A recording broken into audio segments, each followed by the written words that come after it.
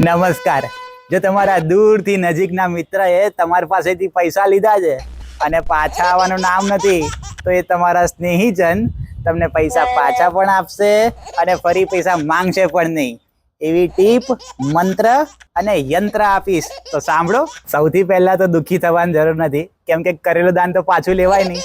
પણ કેમ કે તમારે દાન પાછું લેવું જ છે, તો ટીપ નંબર 1, ભલે તમારી કોઈ પણ ઉંમર છે, પણ તમારે વોટ્સએપ પર ફોરવર્ડેડ ગુડ મોર્નિંગ મોકલવાનું ચાલુ કરી દેવું પડશે વાલા.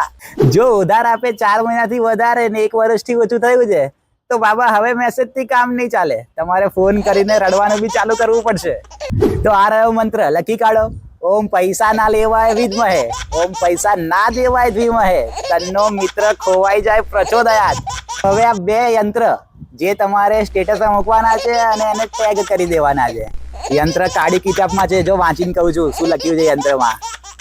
પહેલા યંત્રમાં લખ્યું છે, your EMI is due from 2 months, please ask your unclaim money from friend. આ યંત્રનો ફોટો અહીંયા દેખાય છે ને.